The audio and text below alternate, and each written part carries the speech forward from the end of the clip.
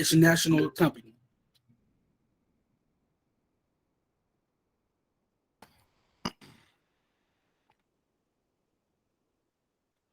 Well, the first question is, how does Nike create share value?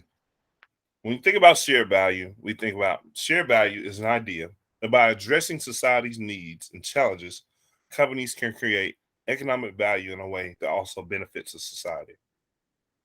So when we think about share value, Nike has a an entire share value program, and what they do is they center and focus themselves on providing a healthy work environment for all employees, and also they are bringing initiatives to do diversity and inclusion. There are two new programs that Nike introduced. One was their Juneteenth Learning and Understanding um, learning, and their bias awareness training. So a lot of people don't know about Juneteenth and how it is a holiday amongst people of color, and a lot of people don't understand that they may hold some biases that they may be unaware of. So when it comes to Nike and their stand on diversity and inclusion, they are doing their best to get to a place where they are among the top leaders. In 2020 and 2021, Nike laid out a plan to specifically target hiring minorities, which is women and people. 50% of women. They wanted their workforce to include 50% of women and 35% of people of different races. And they wanted to achieve this by 2025. This says a lot about Nike because this is a big goal for them to achieve. And they have to start looking for their employees in order to achieve their goal. And they have to start shunning a lot of the biases when it comes to hiring people because they have a goal to reach. Nike's commitment to sustainability is a great one. So when it comes to sustainability, we're talking about, I guess, environmental sustainability.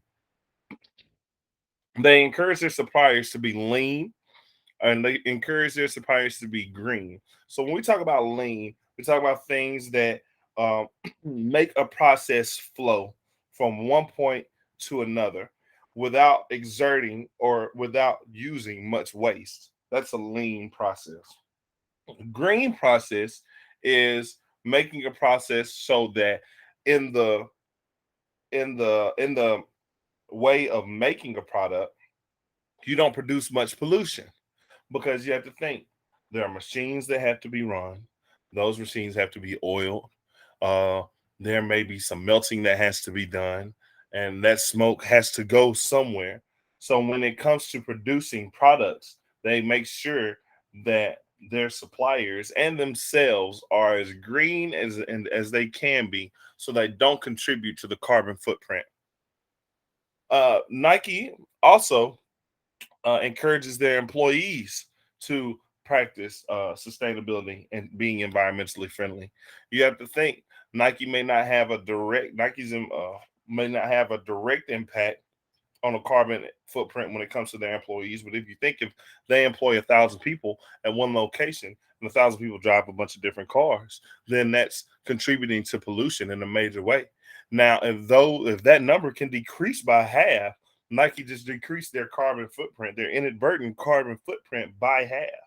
So they encourage people to do things like carpool, take bicycles, and take public transportation. When it comes to um, recycling and things like that and other initiatives, Nike encourages their employees to, if they have an idea, tell their manager. So they make sure they tell their manager what they need to know or what should be done. And they could be the next leader of the next green contribution to the company. Brian? How does Nike ensure compliance? Both U.S. and international trade laws control where Nike can send or receive products and service.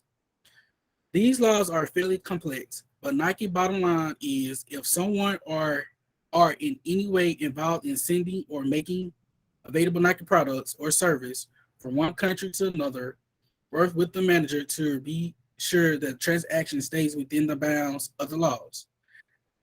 There is strict compliance with the national trade sanctions. And when importing product, they instruct employees to always accurately classify, value, determine country of origin, and specify all facts reportable to customs authorities. If if any, what international code of conduct does Nike use? So Nike used the International Labor Origin Organization Code of Conduct. The Code of Conduct age requirement exceed those of the International Labor Organization. 15 years of age and 14 years of age in some developing country. There is 16. Nike has original audience of international facilities. When it comes on to recommendations for operations, when you're starting out, it's important to focus on a specific market or geography. Nike has focused their uh, marketing on the sports world because sports are worldwide. So you go from a company that started out as a sneaker and t-shirt company to a company that supports any and all sports, and they make products for any and all sports. They make baseball cleats, football cleats, basketball shoes, lacrosse equipment, helmets, shoulder pads, anything, socks, anything that you may need to participate in a sport, Nike produces. Uh, when it comes to getting gifts and things like that, the Chinese are strictly against gift giving and things like that.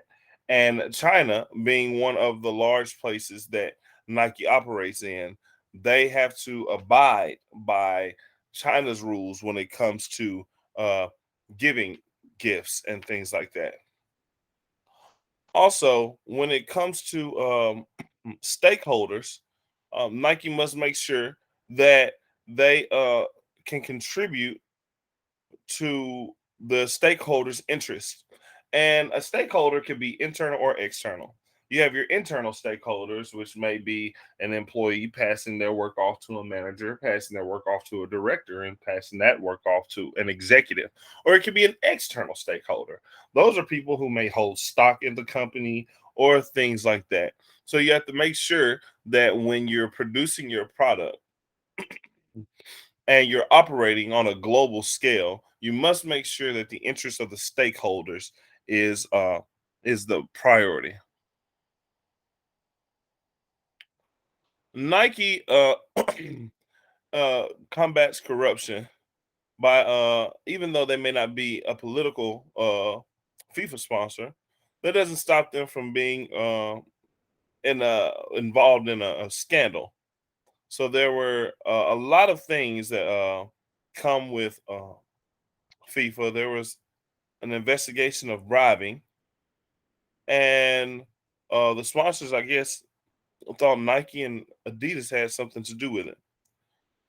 The indictments unsealed do not name Nike by name. Instead, they check with sportswear company E in one indictment and sportswear company A in another indictment as having gotten the Brazilian team support deal in 1996. And Nike is that the company that got the deal in 1996 to sponsor the team and provide it with football shoes and uniforms. Nike issued a press release that said it apologized and for being in any allegations of corruption, and they offered to pay for a traffic cluster to further induce the Brazilian support done. The indictment caused Nike to have to pay $160 million to the Brazilian team. So when it comes to corruption, Nike makes sure that they maybe perform internal audits and investigations when it comes to them, because being a company that provides equipment for sports, it makes it easy to taint the sports world, to maybe throw games, to maybe shed points and things like that in order for the team to get sponsorship and probably underhanded money from a company. Nike combats this by ensuring that all of their all of their employees do not have any direct affiliation with a sports team or company, because that would decrease the integrity of the business. Which of the general guidelines does Nike follow and why? So, in accordance with the Nike Code of Conduct, each plant or facility must meet a minimal standard of conduct. Our Code of Conduct addresses employees' rights to freedom of association and health and safety. So, Nike Code of Conduct had to in place, health and safety protocols to keep their employees safe so they won't get hurt or anything like that. A consumer can swap a pair of Nike sneakers for a new one within 2 years of purchase. On the other hand, these have a set of directions. If there are any issue with the craftsmanship or materials, Nike shoe and gear can be returned online within 2 years of the manufacture date. As a company, Nike places high importance on order to meet the needs of its customers. The brand is well known for producing cutting-edge athletic footwear, clothing, and gear. Key characteristics that contribute to Nike business and market success include the following talented. Key values of Nike include inspiration, every athlete in the world, and connection.